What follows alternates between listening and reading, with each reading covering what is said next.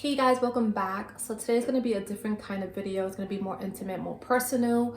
In my last video, I talked about why I was away for so long, what kept me away, some of those reasons. And today I'm going to be touching upon one of the biggest reasons, which was the passing of my mom. In my last video, I talked about how I was going to share that experience. And one of the big reasons I'm sharing this experience now is because we're so close to the holidays and there's so many restrictions. The government officials here in New York are putting so many restrictions on how many people we can have at, our holidays, and, how we should be just mindful of trying to tone it down this year. And I see a lot of people making comments like, you know what, I'm gonna chance it. You know what, it's not a big deal. You know what, I rather, take the chance of having my family here this Christmas because I don't know if they're gonna be around for next Christmas.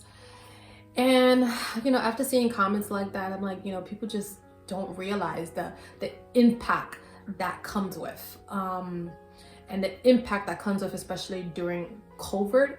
So that's one of the reasons I'm gonna be sharing this story, to remind people of how it feels to lose someone and how fatal and what an emotional roller coaster it puts you on. And once people are gone, they're gone. There's no take backs, right? So I'm gonna be sharing this experience. So we're gonna go right in. So for those who don't know, my mom passed away in April. She passed away on April 25th to be exact. And before that happened, my mom was quarantined with me. So we were quarantined here in New York. I think it started really happening, and things started shutting down like I think the second week of March, I think it was, if I'm not mistaken, or somewhere very close to that, is when things really started like coming to a slowdown and things started really getting like heightened.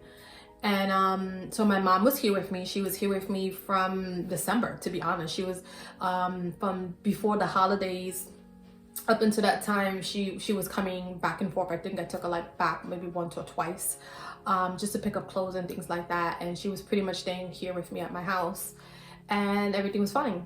And then out of nowhere, she wanted to go home. She was just like, I want to go home.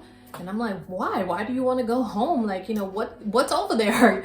There's nothing over there that needs your attention. And, you're kind of safer here. I was a person who was like going out and getting the food, getting her medications. My mother had underlying conditions. She was a survivor of a lung transplant. And my mom never smoked a day in her life, and that's just something that just wound up happening to her. But she wound up getting a lung transplant. And if you ever known anyone who has ever had a transplant, they're on medication for life. They're on rejection medication. So my mom used to take about 20 pills per day. I think she took 2 to 3 sets, if I'm not mistaken, morning, noon, and night, and it equal to about like 20 something pills. So she had to be on medication, and because of those medications, it created other problems within her body, right? So she started suffering from medical a chemical diabetic, which basically means like she was diabetic, but from the pills that she was taking. She was having problems with her kidneys. Her kidneys started failing, and that was due to the constant and the amount of pills that she was taking. So she was not in the greatest state, medically wise, but at this current time she was pretty stable, right? So that was important, because if she went back home, there was nobody really to help her out the way I could help her out. My father was actually in Florida. His mother was sick, and he was caring for his mother and helping out with that and spending time with her over there. So it was in my mother's best interest to stay with me. And so when she said she wanted to go home, I was like, why do you want to go home? And she made up all these excuses that she has to pay her bills and do this. And I was like, we could do that online, or we could just call them. And if you miss a month, it's no big deal. We're in the middle of COVID. They will understand. But she just insisted on going home. And so, I took her home. My brother was actually with her. He lived with her. So there was someone there, but he worked nights. He was still going out to work. In the beginning of the pandemic, there was a lot of companies were not, working from home. He was still commuting and things like that. So of course, we both were like, it's best that she stays with you. I was home. And being stubborn as, you know, and difficult as some parents can be, she was just like, no, no, no, I need to go home. And I was like, okay, I gave in, and I was like, I'm gonna take you home if that's what you wanted. And, you know, I explained to her, you know, like, if I take you home, then it's going to be one of those situations that you kind of stay home, because I can't keep going back and forth. We don't know what's going to happen. I don't know if gas stations are going to shut down. You know, going back and forth is not good for her. You know, I'm putting her in jeopardy and things of that sort. And she was like, oh, no, I'm going to go home. I'm going to go home. And I was like, okay. You know, so I take her home, and within 2.5 weeks, my mom, she passed away. And so it was just shocking. It just came out of nowhere. Like I said, we were quarantined here together. So if anything was off, I would have known. And we were here all day together. And there was nothing off. She was actually really stable. She was doing really good. Even though she had those underlying health conditions, which she has always had, she was really stable in her state. And so, you know, fast forwarding to the day that she, you know, passes away, I get a phone call. I was like out walking my dog, and I get a phone call from my brother, and that was pretty odd. It was about like 8:30, 8 o'clock at night. It was pretty odd because he hardly calls me. And if he usually, you know, if he's gonna send me a message, he usually texts me. So I'm out walking the dog, and I realized that I have a missed call for him. So I was just like, something happened, you know. After I got a missed call from him, I had a missed call from my sister, and it was like 3 or 4 calls in a row. And so I knew that there was something up, and I knew I had to do something with my mom and her health. And so, you know, I call my brother back, and he's just frantic. And I'm like, you know, what's going on? And he tells me, he's like, you know, I found mommy unconscious. And I'm like, what? And he's like, you know, I went upstairs, you know, she left her glasses downstairs. I went to give her glasses. And when I went upstairs, she was just on the floor, just knocked out. She was just unconscious. And, you know, I had to perform CPR. You know, I called 911, and they're here with her now. And so I'm thinking, well, okay, well, is she breathing? You know, she's fine. And he's like, yeah, she's breathing. And so I'm like, okay, like, I'm not really understanding the impact, because there was more that he pretty much left out, but I had no clue at this point. So since my mom was ill, she had diabetes. She used to get low blood pressure from the diabetes and things of that sort. I automatically thought that that's what it was. So over the years, my mom's had, she's been in and out of the hospitals because of the lung transplant. So we were used to this, and my mom always made it through. She, you know, she was a pretty strong woman. So I was like, no big deal, you know, she's gonna be fine. Maybe her blood sugar just kind of dropped, and she just needed, you know, some sugar, and she's gonna be fine. And I'm trying to soothe him, and, you know, I'm telling him, you know, everything's gonna be okay. And he's like screaming at me at the top of his lungs. He's like, no, you don't understand. I'm like, what is his problem? And he wound up just like, he hangs up on me, and I'm like, okay. And he's like, I gotta go, you know, they're calling me. And I'm like, okay. And, you know, I get in contact with my sister. My sister winds up calling me, and she's explaining to me what he explained to her. And now the situation is, you know, I'm realizing is more dire than I thought. And so she's explaining to me that when he came up, she wasn't breathing. So she wasn't breathing, and he didn't know how long she was without oxygen. And he had performed CPR on her, and it wasn't working. And then after a while, she was a while without actually having oxygen into her lungs. My mother already had lung problems, so now I'm like, oh my God, like, this is more serious than I thought. And he wound up calling 911. You know, the ambulance came, and the paramedics came, and they wind up working on her right away. And they wind up getting her, you know, she wind up breathing, and they wind up getting her in a steady state. So, you know, after hearing this, I'm like, oh my God. But, you know, I'm like, okay, let's stay calm. You know, she's breathing now. That's what's important. She's breathing, and it looks like they're stabilizing her. So, you know, we're at the point that we're like, well, what should we do? You know, what should we do? And I'm like, well, I think that we should just stay put. So I got to remind you that it's in the middle of COVID, and everywhere they were broadcasting that they wouldn't let you in the hospitals. They wouldn't, you know, they just, they were trying to avoid the spread. They didn't want anybody there that was not supposed to be there, and people who actually, family members and loved ones who caught COVID, they were being directed to the hospital by themselves. So in this scenario, they didn't know what my mom had. They didn't know what happened to her. So my brother was not allowed to go in the ambulance with her. So he wasn't allowed to go. They told him to stay put. And so now my sister and I, we live close by. We're about 5 minutes away from each other, but we're about an hour plus away from my mom and my brother. They're like in the heart of the city.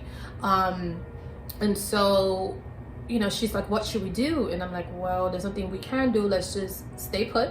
Let's just, think the best, and let's just stay positive.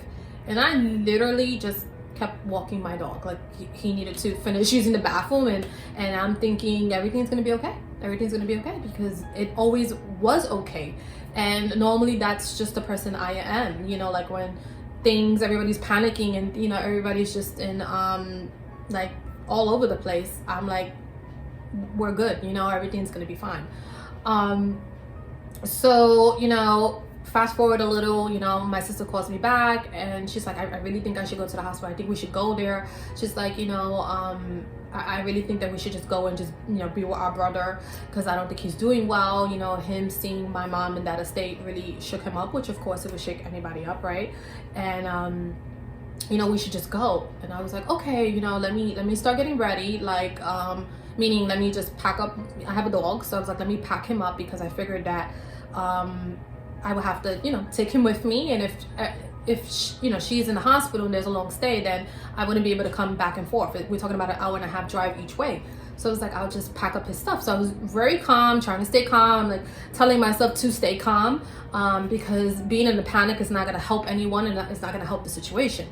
And so in the mix of that, I'm getting ready, and my sister gets a phone call. We're still on the phone, and she gets a phone call, and it is the hospital.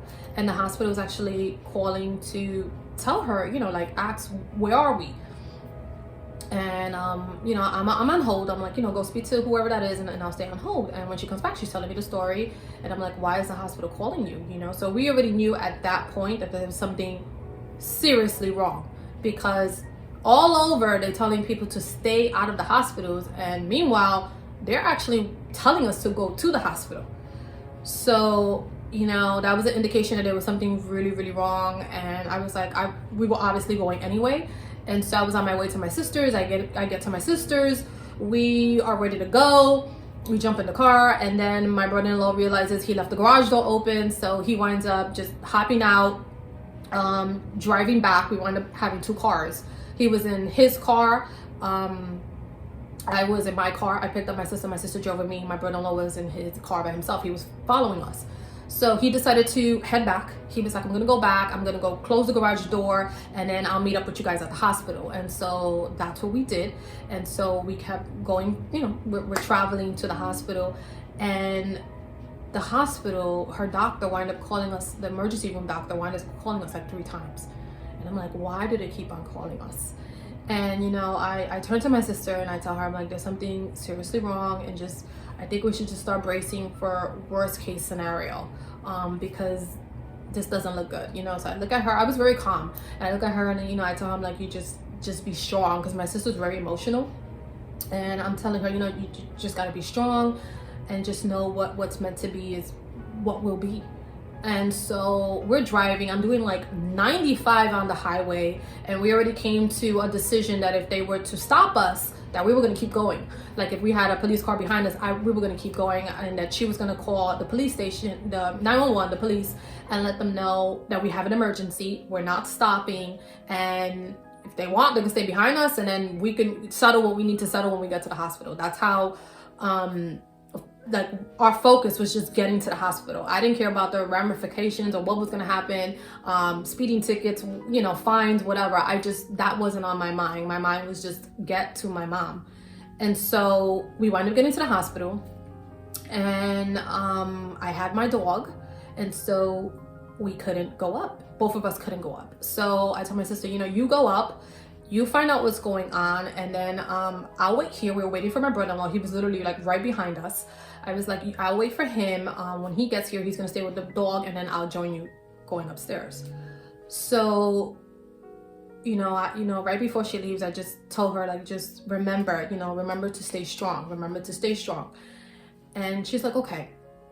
And so she starts heading up upstairs, and I'm in the car, and just at that moment, I just felt like the need to pray.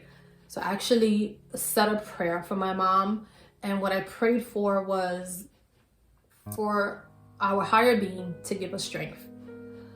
So I felt that if it was my mom's time to go, then I wanted her to be in peace. So that's what I prayed for. I prayed for her comfort and for her peace. And I literally said that. I said, I felt like my mom was tired. We were in quarantine together. She sometimes would get up. She used to have to take shots for her diabetes. And I remember one day her getting up and sitting here, and I'm in the kitchen. I was cooking us breakfast, and she was here, and she turns to me and she's like, I'm so tired of this. I'm so tired of like living this life. And I said, well, what's the matter? And she showed me her arms and her legs, and they were all black and blue from the shots that she had to take. And she was just like, I'm just so tired. I just so tired. Like, look at my arms, look at my legs, like they hurt. And I remember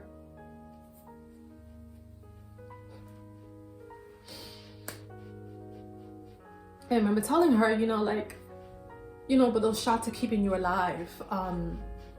So, just those shots are keeping you alive. Don't look at it that way. Look at it in a positive way. There's some people who don't even get to have that, And she's like, yeah, so I felt like my mom was so tired, like her body was tired. You see it in her eyes. She just was to the point that she just had enough. She had a rough life, and just she dealt with a lot during her life, and her sickness really took her down. And at times she was depressed because of it, and we would just try to make the best of it. And I used to always tell her, just try to make the best of it. Some people don't get a second chance at life. You got that second chance. You got a transplant that people never get to get. So just try to enjoy the time you have here. And I know at times the circumstances don't seem like it's the best, right? Nobody wants to be living with taking shots and constantly taking medications. But I'm like, but at least, you're still living. So that time that I was in the car, I was thinking about that. And I remember saying a prayer and saying, like, if it's her time to go, I was ready to let her go.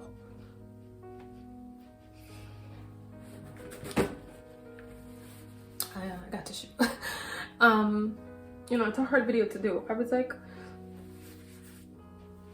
if it's her time to go, I want her to go, and I want her to be in peace, and then, I prayed and I said, but if it's not her time to go, and she still has that fight in her, and she still wants to be here for her, not for us, not for anybody else, but for herself. She still wants to experience life, and she's going to experience it in a happy way and see things differently and enjoy the time she has here.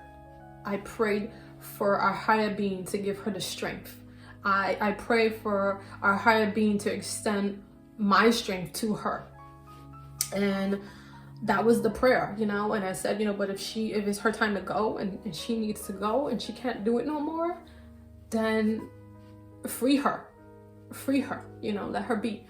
And I asked for the strength, for God to give us all the strength to let her go. And then I don't know, maybe like 20 minutes later, my brother-in-law came. And he came and he took over the dog, and I wound up, before that he takes over the dog, and my sister wound up calling before that, and she calls and she's telling me, I said, what happened? What are they telling you? And she said, they're not telling me anything. They put me in a room. I'm all by myself in this room, and they told me to wait there, and they asked if there was any other siblings. Did she have any other kids and her spouse and things of that sort? And I said, why? Why are they asking that? And she said, I don't know. They want us to all be together when they come to speak to us. So I knew. I didn't know that she had passed away. I thought maybe she was on a ventilator. That's what I thought. She was on some ventilator, and I felt, for me, that would have been worse. to see my mom in that state. So, you know, I put together all the strength I had, and I said, okay, you know, I told her husband was here and that he was gonna stay with the dog and I was coming up, and you know, I was gonna be there with her. So, you know, I get upstairs, they put us in the room together, and you know, they come in and they look at us, and you know, they ask if they know is there another sibling, and we're like, yeah, you know, we have a brother, and they're like, okay, should we wait for him? And at this point, we didn't know what was going on with my brother. I think he was such in a panic. He was just like, he was just all over the place at that point, and we didn't know if he was going to be able to make it to the hospital. He kept saying he was coming, but he wasn't actually physically coming, you know. My brother doesn't do well with hospitals. He doesn't do well with funeral parlors. He doesn't do well with death, just in general. And so, you know, we had told him, you know, we don't know if he's going to come, and we don't know what's going to happen, but, you know, we just want them to speak to us. We want to know what's going on. And then, you know, they come into the, you know, they say, okay, and they start asking us questions about her health. The main concern was, you know, they're trying to figure out what happened to her, you know. They were asking, was she sick? Was there any symptoms going on, like right before her death? Well, we didn't know she had passed away yet. They were just asking us, if, you know, before she came into the hospital, did we know of anything that she was complaining about? Has she been exposed to anyone that had COVID and things of that sort? And pretty much the answer from what we knew was no. You know, I used to speak to my mom every single day. I didn't speak to her the day she passed away, but everybody else did. And everybody else said she was completely fine. When she passed away, she actually was home and she was cleaning. So she was at home cleaning, and she was on the phone with a friend. And her friend were talking, and literally they were talking. She was in the middle of a sentence. She wound up telling her friend that she felt a little dizzy and she was gonna sit down. And in the midst of that, after that sentence, boom, she just wound up fainting. The phone wound up falling, and that, you know, that's it. We don't know what happened after that. She wound up just going unconscious. And so when my brother actually found her, that's how he found her. He found the phone kind of just thrown all over the place. When he came upstairs, you know, he saw her body from far and just realized that she was on the floor. He said her arm was like twisted back. So what he thought is that she fell and twisted and broke her arm. That's what he was worried about. But when he got to her, he realized that she wasn't breathing. And he said that her eyes were kind of like flipped back in her head. And, you know, he was in a panic. He was trying to, you know, get her to respond. And, you know, he, you know, touched her heart, and then he realized that her heart wasn't beating. And, you know, he took her pulse and realized that, you know, she wasn't breathing. And that's when he kind of just went into action. And he just kind of, you know, lifted up her shirt and started trying to do compressions on her and start performing CPR on her, call 911, and all that stuff happened.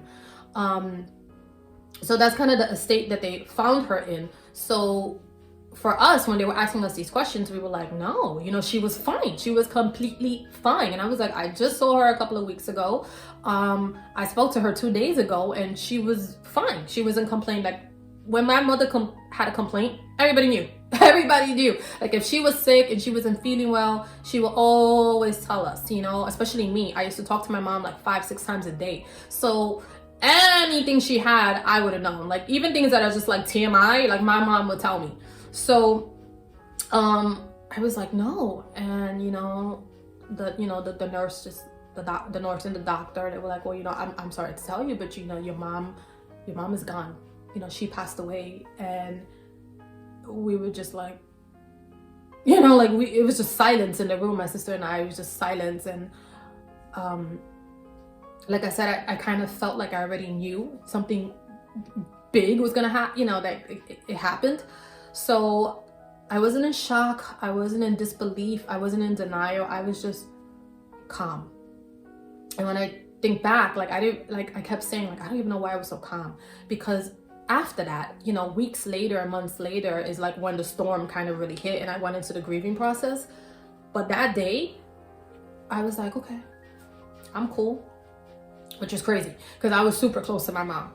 But at that moment, I was just so grounded. And I think one of the reasons now looking back is because of that prayer. I prayed for our higher being to give me strength to get through this. I prayed for my mom's strength to be extended, to me. I prayed that we would be able to get through it, right? And that prayer came true at that moment. But at that moment, I didn't even realize it, and so they tell us, and we're just sitting there, and we're just kind of like, okay. And it took my sister a minute, but then out of nowhere, she just started like crying, and I was comforting her. I wasn't crying. I was pretty strong. And then, the doctor said, do you need a minute? And we were like, yeah. And, we just sat there, and we talked for a few minutes, and they came back in, and when we were, we were just like, oh my God, we didn't know how to feel. And they asked us if we wanted to see her. And so I didn't even think that they were going to extend that to us, because like I said, we were in the heightened state of COVID, especially where they lived. The borough that they're in the city, it was like super high. So it was like, there's no way they're going to let us see her. And I wanted to see my mom. I asked my sister, I'm like, do you want to see her? And she was like, yeah, we want to see her. And they were like, okay, well, this is the deal. Is there any more people coming? Like, is your brother coming? We're like, we don't know why. And they were like, well, we can only let you in one time. They had strict restrictions in the hospital. They were like, you either go in, and you're literally gonna have like less than 5 minutes. You gotta kind of go in, and you gotta kind of come out. And they were like, it's a fasting, right? And so we're like, okay. So we figured my brother wasn't gonna wanna see her. Like I said, he doesn't do funerals. He just doesn't do it. So we were like, okay, we talked about it, and I was like, I want to see her. So the window of opportunity was right then and there. We couldn't even wait for him. Even if we thought that he wanted to come with us, we would have lost the chance by waiting for him, because it was like take an hour or never kind of deal. So I was like, well, I want to see her. I want to see if it's her. I want to see what she looks like. I want to see what happened to her. I want to see her. And my sister was like, me too. So we went together. We got to see her, and these doctors and nurses are covered from like head to toe, and we had to put on gloves. We already had masks on, but they gave us like all the stuff, these overalls, and we were like all covered from head to toe. And I was like, well, why do we have to do all this? Because we asked, like, did she have COVID? Like, did COVID get her? Like, what happened? Because my mom was fine. And they were like, she died of a heart attack. And I was like, a heart attack? Which was so odd, because her heart was like the strongest organ on her. She had a very strong heart. She used to see the doctor all the time because of her lung transplant. Once you go under such a transplant, you have to see the doctors for life. So and she had just saw the doctor. So I knew her heart was strong. So I'm like, a heart attack? That is so odd, right? So I'm like, okay, if she passed away from a heart attack, why is it that we're clothed from head to toe just to see her? And they were like, it's just precaution. This is what you have to do. We're not taking any chances. And I asked, was she tested? And they were like, no. So technically, while they didn't label her COVID, we have no idea if she actually had COVID or not. If she caught COVID, or what the hell happened? Because like I said, it happened like that. She was here one day, and then the next she was gone. And so we go in there, and I wanted to touch my mom. I wanted to hold her hand. I wanted to like kiss her. And so they tell us, I'm like, can I touch her? And they're like, well, the doctor, he turns to me. He's like, I would never tell you or anyone that they cannot touch their mom or hold their mom or kiss their mom if that's their wish. Like, this is the last time you're actually going to really be able to touch her and feel her in her present state, meaning her body warm, right? And so he said, I can't tell you not to, but he was like, but it's normally forbidden. But if I turn my head and you do it, then I don't know about it, right? So basically, he's telling me you can do it. He said, but I gotta tell you, and I gotta be honest, and I gotta tell you of the warning, and the warning is that if you choose to do that, you have to know there is a certain risk. Your mom was not tested. We are in the heightened state of COVID. You are in a hospital room, in a hospital period. And I can't guarantee your health or your safety if you choose to do that, but it is your choice. And I'm gonna give you 2 seconds to think about it. So think about this. You literally just lost your mom. You lost someone that you love dearly. You weren't there when it happened. You don't know what happened. It just happened like this. And now you're in a room and they're telling you, well, you can hug and kiss this person. You can love them. You can say your last goodbyes. But just know, if you do that, you're putting your own life at risk and most likely the lives of others. And you have 2 seconds to decide what's most important to you, whether you're going to take that risk or not. And so this is the stuff that I say, like, it's so eye-opening. Like, it's eye-opening, because if we would have lost our mom just under normal circumstances, that would have never been the case. We'd have been able to spend as much time with her as we needed. They would have let so many people in, and it wasn't like that. It was just like the max was 3 people, and I think they just made that concession for us because she had 3 kids. And literally, like, you have to make this decision, like, to put, are you gonna risk your own life just to say a goodbye that you will always want to say to your parent, or are you gonna think about your safety first? And for me, I was just like, I want to say goodbye to my mom. I want to touch her. I want to feel her. I want to look at her. I was like looking around her body, like, what happened, so I took that chance. I took off my mask. I took off my gloves. I held her hand. I kissed her. I hugged her. I told her I loved her. I put my stuff back on, and that's it. That's all we were able to do. And they were like, okay, time's up. You got to go. Right? And so we leave the hospital. My father, as I mentioned, was in Florida. So, we were all in shock. We come out. My sister went to go tell her husband. My brother had got to the hospital, and we didn't know what to tell him. And they had asked us, do you guys want to tell him yourself, or do you want us to tell him? And I was like, I can't do it. And my sister was like, I don't want to do it. And we were like, okay, we'll do it together. We'll go in the room together with him, and we'll let them do the talking, the speaking, and we'll just be there, and that's what we did. And he completely lost it. He like had an emotional, outburst. He just wound up leaving the hospital, just couldn't even take it, and then I was the one who called my father to tell him that she was gone.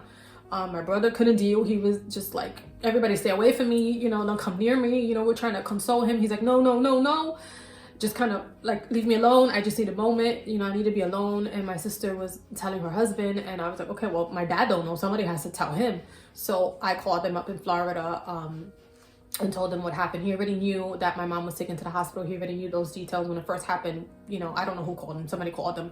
Obviously one of my siblings, to tell him what was going on. So he already knew. We were on our way to the hospital, and that the doctors were calling us. He just didn't know what happened. That she was completely gone. So by the time we got to the hospital, she was already gone. So the doctor had told us, like, I apologize, I couldn't tell you over the phone. That's why we kept asking, like, are you nearby? Because what was going on, because of the height of COVID, is like, after people passed away, they were like literally taking them from that room down to the morgue and starting that process. So there was like no time to wait. There was no time to waste. So we actually had to explain to the doctor when we were in the car, explaining to her how we don't live in the city. We're in New York, but we're out of New York. We're upstate, and it's gonna take us some time. And we're on our way, and we're gonna get there. She was like, okay, just please hurry, but don't speed and things like that. So she apologized for not telling us, and of course we understood. I understood. My sister understood. We understood the implications, that if they would have told us, and then we would have been all over the place, and we would have got into an accident. They would have almost been liable. So we understood the reasons why she didn't tell us. But she had even passed away before we even got there. So that, you would think, was the most difficult part. But what was difficult about her whole passing was what came to follow. Just a lot of the restrictions of COVID. And one of the main things is after she passed away and we kind of went through those motions of like, okay, she's passed, we accepted it, we saw her, we told my brother, we told my father, you know, as we're leaving the hospital, the one thing they told us was like, I hate to tell you this, but I have to. It's imperative, it's a must that you guys start getting on her arrangements. They were like, we don't know what she wanted, but we have to be honest on what's going on right now. People who are not picked up from the hospital and people who can't make arrangements for their loved ones, they're being dumped in a hollow grave. And me, I had no clue what that meant. I was like, what is she talking about? I was like, what the hell is a hollow grave? And my sister knew, you know, so I was like, okay. So I'm just like listening. She's like, they're being dumped in a hollow grave. She's like, we don't have the space or the capacity or the manpower to keep people who are passing away now. We are stretched so thin. She said, we have had people who pass away. There's so many deaths within a day. She said, people are passing away and they're dropping like flies. We have no space in the morgue. We are keeping people, obviously here, but you need to make arrangements now. She said, normally, you know, we never tell people this. We'll tell them, take your time, you know, take the time you need to grieve. We understand you're grieving. We understand you're in pain. We understand you need time to process what's going on, process your emotions. She was like, however, in this instance, in this time, there's not much time for that. You don't have any time for that. She was like, you're going to find when you start calling places to make arrangements, there's not going to be space. There's no space.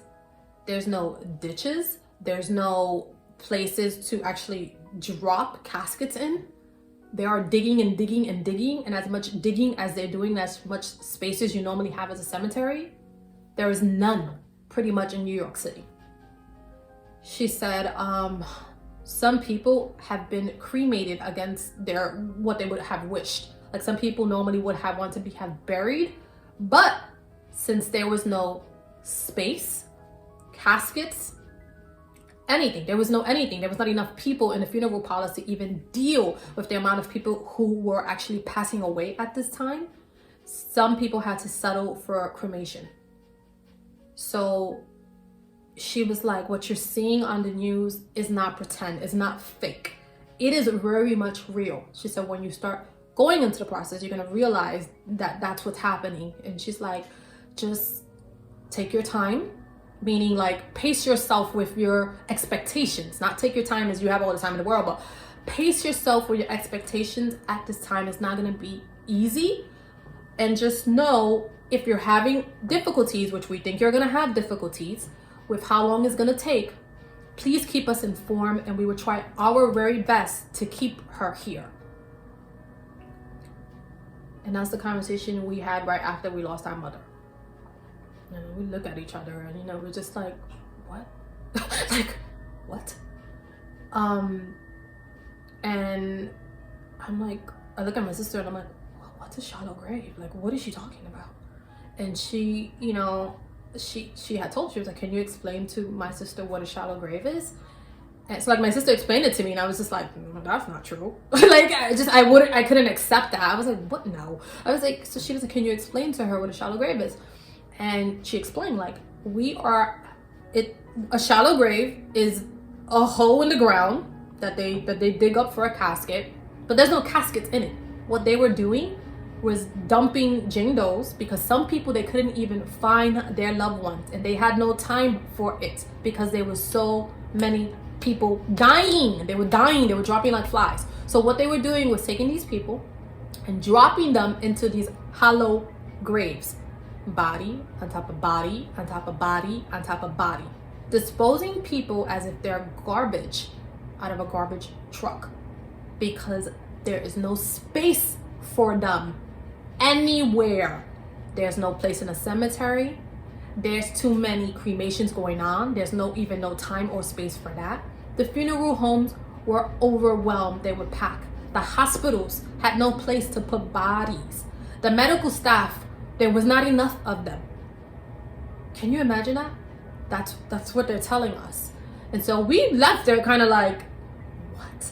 We were like traumatized. Well, my sister was. For me, I was like, okay. I was still calm. I you know, that energy, that strength that I asked for was still with me. And boy, did I need it.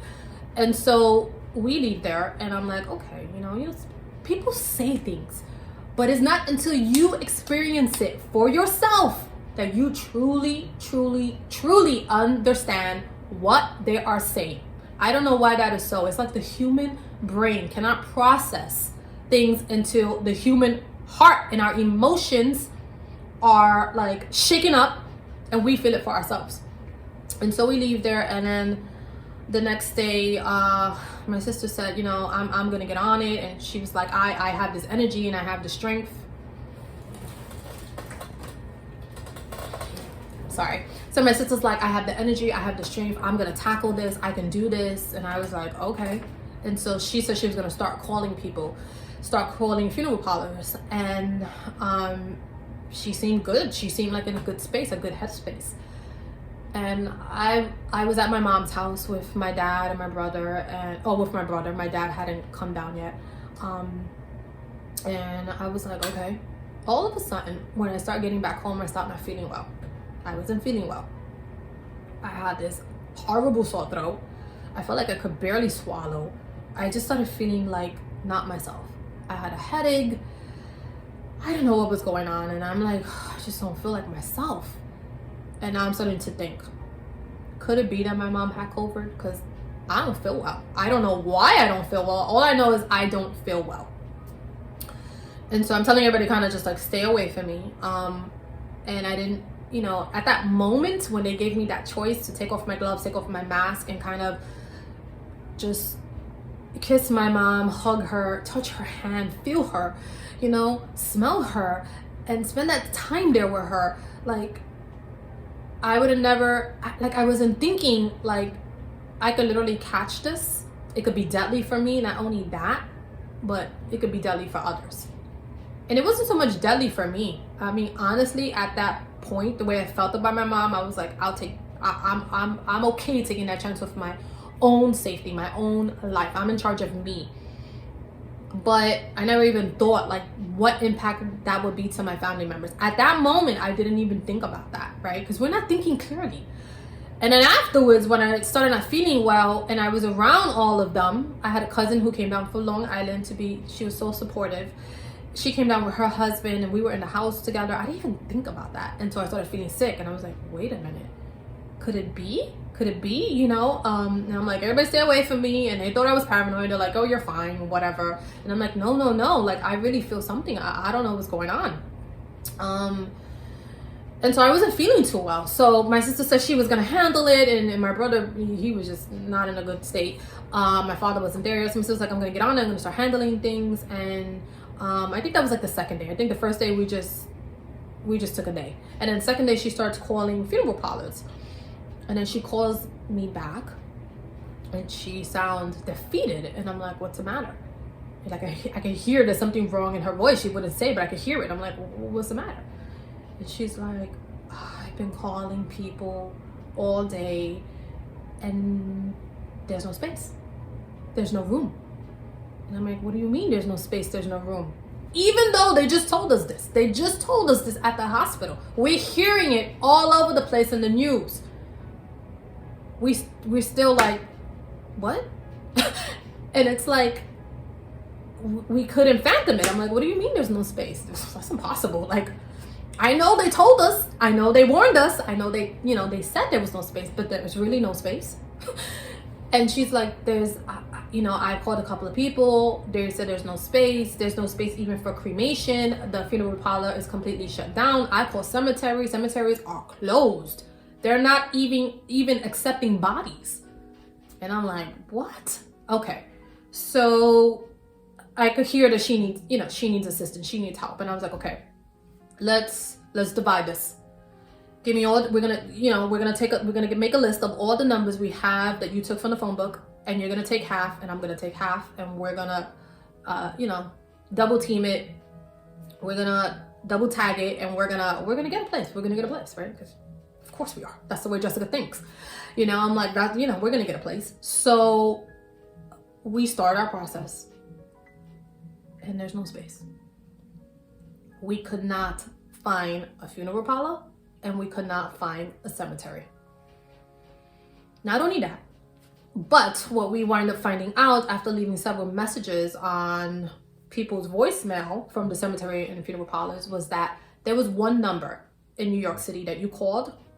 Anytime you called the funeral parlor directly, like it would have a 718 or a 212 area code, which is the area codes, majority of the area codes in New York.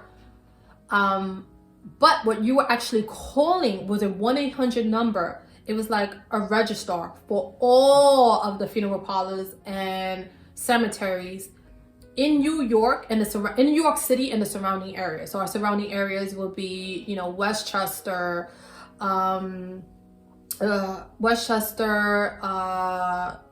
like Orange County, Bergen County, places like that. And so we didn't know that. So we're leaving messages and it's going into a pool. And the way it was working was that since they were so overwhelmed, and some places just, they was not accepting anything, whoever had space would actually call the people back. So we literally wind up doing that for hours, and then we got a call back, and it was a funeral parlor that was all the way in like somewhere in Westchester. And that's when we figured out what was going on, because we're like, but we left a message for, you know, a funeral parlor in the Bronx. We left a message for a funeral parlor in Yonkers or whatever it was. And that's when she explained to us how it was working. And we had asked, like, why? And they were like, well, this is why. This is why. There's so many deaths. Now we're hearing it from another person. There's so many deaths. There's so many bodies. There's so many people dropping that majority of the funeral parlors are up to capacity. They're not accepting anyone. The cemeteries, good luck trying to find a cemetery. And we were like, wow. So we wind up speaking to this woman, at the cemetery. It was between her and we had a connection. We had a family friend that actually works in a cemetery. Without her, and God bless her, God bless Anna if you're watching this video, much love to you. You were amazing to us. She was able to get us a place in her cemetery. Now, how was she able to do that? When you work at a cemetery, or actually the cemetery she works in, you get perks. And you can buy into, I don't know if you buy into it or it's actually just a perk, just a benefit of you can have space at that cemetery. She actually gave up her space that she had for her family, her loved ones, so we can actually have a space for my mom. So I got hair on my face, it's like all over the place. That's how we wind up being able to bury my mom. I'm gonna say that again. There was no more space. If we didn't know someone, we were not connected to someone who worked at a cemetery, we would have been never able to bury my mom. My mom's wishes was to be buried. So for me, that was very, very, very important that we buried her. I didn't want her cremated. That was her wish. That's what I wanted for her. But can you imagine losing someone, especially a parent? I feel like a parent, as a child, one thing I feel like you will always want to do is follow their wishes when they depart.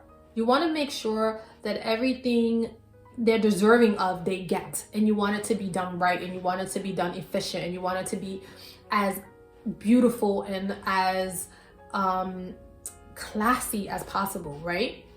It's like the last thing you give to them, right? Their final resting piece. So you want to make it deserving of your parent, right? They've made so much sacrifices for us over the years. And can you imagine not being able to do that? So of course, when we couldn't find places, we were heartbroken. And when we heard there was so many deaths, like we heard the woman that was speaking to us, and she sounds so tired, and you could just hear her holding back the tears in her voice when she was saying it. And it brought us both to tears. I remember both of us, my sister and I, crying through this process. And we weren't crying for my mom at this point. We were just crying for humanity. Like, we could not believe, like, when you hear it and you're going through it, it's like I said, it's just different. It's different. It's very different than hearing it on the news and hearing it from this person or hearing it from people who are like, oh no, it's no big deal. No, it was a big deal. And this is what we were experiencing. And it was like the reality hit. It's like, boom, a ton of bricks. Like, yes, what you've been hearing is real. And now it's not happening to others that you know. It's happening to you, your family, your mother. So it was crazy. So we wind up being able to bury my mom. But in that whole process, that process alone even drained us, because just picking a casket for her was it was the most draining process. Why? Because there were no caskets available. When we picked the casket, we had to pick a casket and make a list of other caskets that we will settle for if certain caskets were not available. Have you even heard of that? I've never heard of that. And these are things that every time we had to do that, we literally cried. It just broke us down. It just reminded us of how many people were going through this, how many people were losing people. Not only that, but it was worse for them. For us, we were able to give my mom a proper burial. We made a list of caskets. We wind up getting the casket that we wanted. That was a miracle in a haystack. The woman that worked at the funeral parlor pulled strings, called everyone, did everything possible for us to get that casket. In the beginning, it wasn't available. And I forget how, oh no, actually the casket that we chose actually was not available. They wind up getting us our last choice, which was the most expensive casket. And they wind up giving it to us at the deal of the casket we originally chose. So that was a miracle in itself, right? I think it was like a difference of like $2,000 or $3,000, I don't remember, but it was a significant amount of the difference. And they just work with us. And the funeral parlor, they were like amazing. It's like we wind up with a funeral parlor that we normally would have not a funeral parlor we would not have chosen, because it was just way out of our area. It was just not in our area. But we wind up with the perfect funeral parlor because they really, really worked with us. But can you imagine burying your loved one or trying to bury them and they're telling you there's so many deaths, you might not get a casket.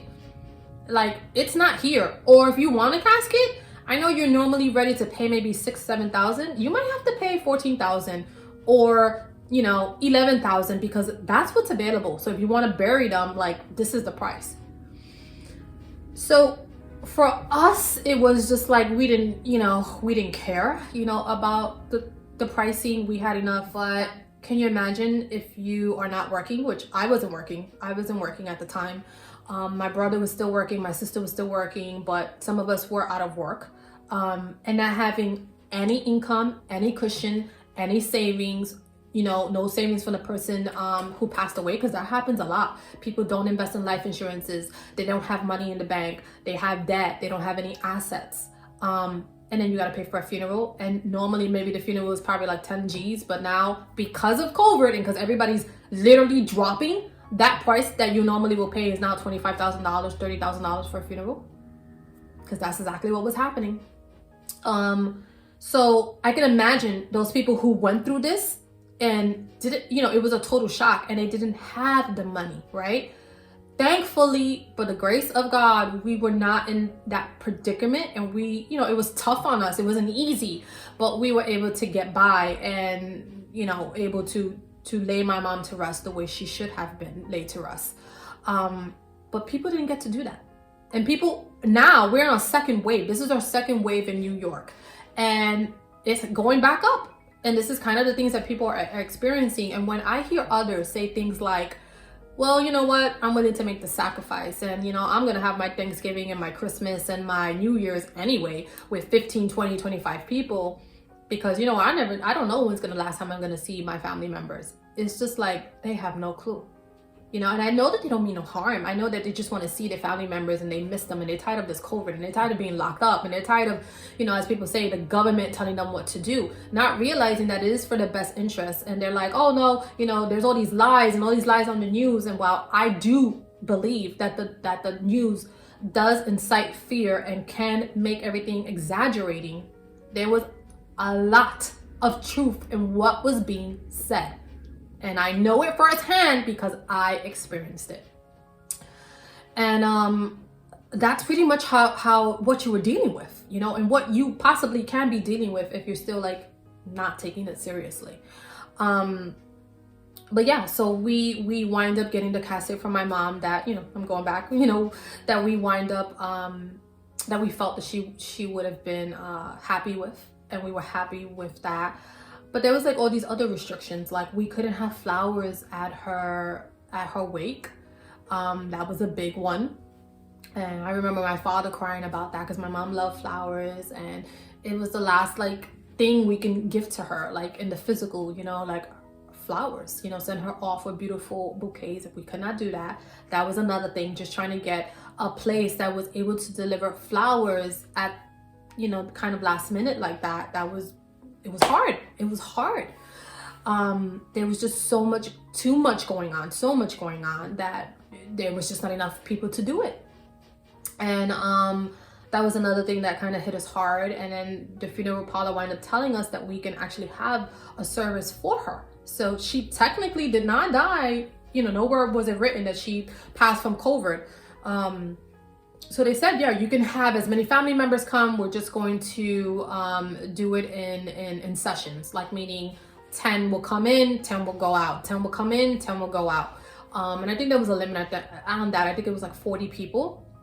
And so I was happy about that everybody that wanted to see her or wanted to pay respects to her, they were going to be able to do. So that made me happy, considering that some people didn't get to do that. You know, like once again, we were in the middle of COVID, so when people passed, they weren't letting nobody in, period. They were having closed caskets. So that was very, very important for me. I wanted to see my mom. I wanted to see her beautiful and dressed up, and she was always an elegant lady, and I wanted to see my mom looking elegant. I wanted to see her off in the proper way. I wanted to see her beautified, and I wanted to see her in makeup, and I wanted to see her dressed up. I wanted that for her. And they said we could do it. And so I was like, okay. And then we get a phone call saying, you know what? We misspoke. Sorry, you won't be able to do that. There's these new concessions, and it's only going to be a max. I think it was a max of 10. I think we had that they gave us. And pretty much that was our family. You know, I have 2 siblings, you know, my father, my nephew, and other, you know, close relatives, but we had to cap it off at 10. And it was just unfortunate because we told people that they could come by mouth, and then we had to go and spend our time going back to all these people and letting them know, oh, sorry, the funeral parlor misspoke. It's unfortunate, but you know, they just came out with some new laws and regulations, and now it's only going to be up to 10 people. So that was not fun. I cried at that. You know, I cried so much during her putting together her services, because it was heartbreaking. And this is stuff that you would not normally deal with when you're actually putting together a regular funeral or service or farewell for someone that you love, right? That's not to say you're not gonna cry, but you're not gonna cry at all these things that you can't have, that you always thought that, you know, once I send this person off, this is how normally it will be. This is how normally I would do it. But it's not normal because we're not living in a normal time. So that was completely, you know, heartbreaking for me, and I was really upset about that. And then, you know, I kind of sat and thought about it and just thought of a different perspective, and that perspective was, okay, well, at least we get to see her, at least we get to send her off the way she wanted to. She's not being cremated, she's being buried, she has a casket, she has a cemetery, and we get to see her and pay our respects, and that's all that matters at the end of the day. And I had to think of it like that. Not what I can't have, but what I can have, right? But it was a hard time. It's hard enough losing a person, especially a parent. And then with all these things we have to deal with, it just makes it so much worse. So the reason why, like I said, I'm sharing this video is because I want people to know that this is what you are going to be experiencing if you're like burying someone in the middle of COVID, or how it was to bury someone in the middle of COVID. It is not easy. So really think about the choices that you're making, and never ever gamble. Like people are like, I'm willing to take the chance to spend one Christmas with them because I might not have another Christmas with them, which makes sense. I get what you're saying, but wouldn't you try your best to avoid, you know, anything happening to them in the first place, to instill the option that you will have them for many more Christmases to come, many more New Year's, many more holidays, many more family gatherings to come, rather than taking a chance? I feel like you should never ever take a chance with something you value. That's the equivalent of saying, I'm going to go to a casino, I'm going to go gamble, and I'm going to go put my home on the table. You know, I'm going to front it. And I'll just take the chance. Would you really do that? No, I don't think anybody would do that. I don't think anybody would take the security of their home that they live there with whoever, with their loved ones, their family members, or themselves, you know, their shelter that they come to every day, go to a casino and then put it on the line and gamble it away. Because why wouldn't you do that? Because you know that there's a chance you might lose it. And if you lose it, it's forever. And then you just say goodbye to your home. Where the hell are you going to live? You know, where's going to be your safe place? What's going to be your shelter? That's how you have to think about it when you say kind of these things, when you think about, you know, family gatherings. You know, I know it's hard. I know everybody wants to see their family. I get it. Trust me, I get it. You know, I know that this whole COVID, everybody's over it. We've been in it too long. But this is the reason why we've been in it too long. It's because certain people do not want to comply with what is going on, and they criticize why certain things are being done. This is why certain things are being done. That's where there's a limit. And I know that people think about it and they're like, but you know, they didn't cancel certain things, like the school's still in session and you're still able to shop. And I get it. Trust me, I get it. But we're talking about your family members here. You know, never gamble with something you cannot replace. A mother, a father, a spouse, your child. Can you imagine someone telling you, you know, you can't say goodbye to your parent, your child, your spouse, and if you don't pick them up and you don't get shit rolling, they're going to put them in and they're going to just ditch them in a hollow grave, and that's the last time you're ever going to be able to see them. You would be devastated. You would be devastated. Not only would you be devastated, but you'll be thinking about the choice that you made that possibly led to this person's demise. And trust me, guilt and shame and the grieving process, it is no picnic. It is no picnic. It's horrible. It's horrible. And that's another reason why I'm sharing this video, because I think a lot of people have lost someone this year. And if you have, my deepest condolences to you, because I know it's not easy. One, the point of the video is to let you know that you're not alone. There's a lot of people going through these kinds of losses, these kinds of shock out of nowhere. You are not alone, okay? That's one. Number two, you know, if you're stuck in that grieving process and you don't know how to get out of it, I'm going to be sharing my story about my grieving process, what kept me stuck, how I got out of it, and everything about the grieving process to kind of help someone else who's lost someone this year and they're just in a loop. And the grieving process, like I said, is no joke. Once it gets a hold of you and you cannot make it out of that despair, it's really hard. You could keep on going down and down and down and down. And while you're going down there, you're not only grieving your emotions, you're losing everything around you, right? Because when you grieve and you're depressed and you have no lack of inspiration and no lack of motivation, everything is going to suffer around you. Your bills, your mortgage payments, your car, your kids, your loved ones, your relationships, your job status. I know people who've gotten to the grieving process and have lost it all because they were not able to dig themselves out of that feeling, that emotional state, that emotional despair quick enough. And so that's another main reason why I'm sharing this video, because I'm gonna hopefully help people get out of that circle if you are in that loop, because I know what it feels like firsthand.